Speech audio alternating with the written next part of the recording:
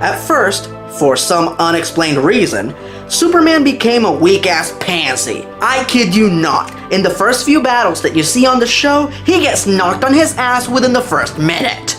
Plus, they put those really ugly age lines on his face. Obviously, they did this under the forethought that it would be the only way to showcase the rest of the league. After all, he's Superman. He should be able to handle these massive threats on his own.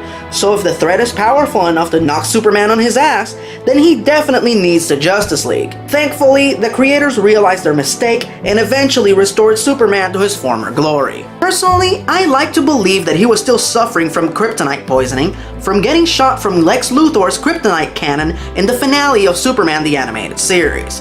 But that's just me. You've got to trust your partners. I do, but the fact is, I'm the invulnerable one. Every punch I take is a punch they don't have to. It's going down. I'm yelling timber. You better move. I will say, that's a relatively witty, catchy first lyric. Unfortunately, I wouldn't say it's strong enough to build a whole song around, but given how generic the rest of the chorus is, it leads me to believe that that first lyric was the only reason this song was made. Like they were thinking, hey guys, how's this? It's going down like someone shouted timber. I get it because trees go down when you shout that, and we can have a harmonica on it and make it sound really bluesy and country because, you know, rednecks, lumberjacks, it's the same thing, am I right? Am I right? No, really, am I right? Let's make a night. Or a song. You won't remember. Okay, let's stop wasting time. Let's get to Pitbull. So, basically, let's waste more time. The bigger they are, the harder they fall. Okay, that's not a bad opener. Continuing with the trees/party metaphor, and that the bigger the tree or the bigger the party, the more intensely hard it's gonna go down. That's okay. This biggity boy's a diggity dog. Also, I like the callback to the 90s with DOS Effects' placement of iggity in between words. The opening scene closes, we learn that Scar is pissed off about the kid's birth, and then we jump a ways in time to when Simba is a little kid. It's here that we really meet Simba for the first time, and, well, let me give you a quick synopsis of how we're introduced to this character. Come on, Dad, let's go do what I want to do. No, Dad, you're sleeping. That's not what I want to do. Get up and let's go do what I want to do. I want to do it now. Now, now, now, now, now. Come on, get up, get up, get up, get up, and let's go do what I want to do right now. As soon as I saw this scene, I was sure I had this film pegged. I know exactly what this film is going to be about, I thought. It's going to turn out that Mufasa has two sons. One is this little shitbag, and the other is going to be a kind, noble character who cares about someone other than himself, wants to rule this kingdom well, and he's going to have to do everything he can to make sure this little shit never gets his paws on power. Sadly, however, that good and noble character never shows up in this film. The movie takes one ridiculous sidestep after the other for jokes that are pointless or just unnecessary. I shall rend his head from his shoulders. I will smite him where he stands. He will rue the very day he stole my kingdom from me! Did we really need these many contemporary references? I mean, damn! Excuse me, would you mind not farting while I'm saving the world?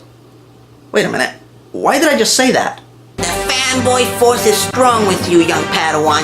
Feel it flowing through you. You know it to be true.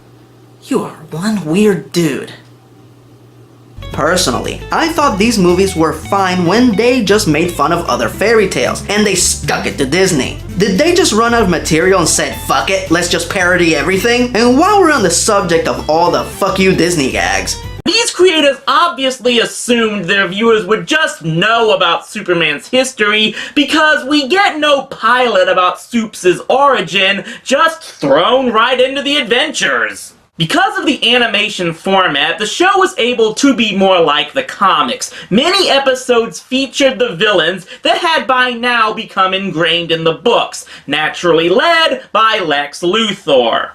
And of course, this is the old Luthor that would become a running gag for modern audiences. A brilliant but megalomaniacal mad scientist that could build weapons and other gadgets of amazing capabilities and uses them for grand larceny, acts of terror, or attempts to destroy Superman, despite the fact that he could make billions off of such technology legally. Though it may be possible he tried and his inventions were ruined by poor marketing and development. Nala does nothing but espouse incorrect wisdom. She'll be fine.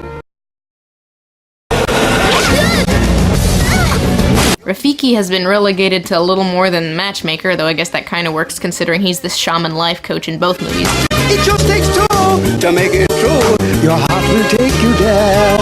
Rafiki, this is kind of weird. Though none of these characters fail as hard as the poor useless genie in the Aladdin sequels, but we'll get to those later. It also features a retcon of the moral of the original movie as well. But they... Them? Us? Look at them. They are us.